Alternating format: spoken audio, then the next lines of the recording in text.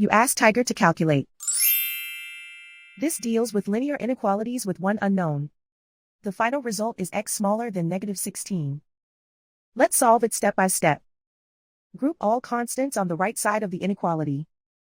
Subtract 5 from both sides.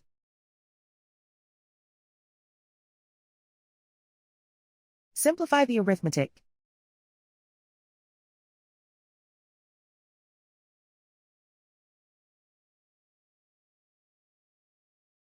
Isolate the x. Multiply both sides by inverse fraction 2 over -1. Whenever you multiply or divide by a negative, reverse the inequality sign.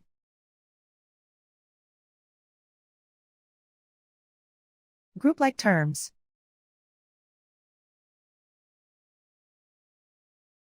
Multiply the coefficients.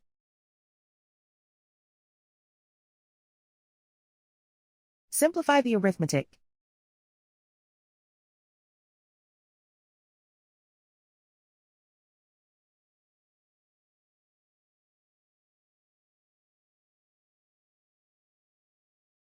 Plot the solution on a coordinate grid.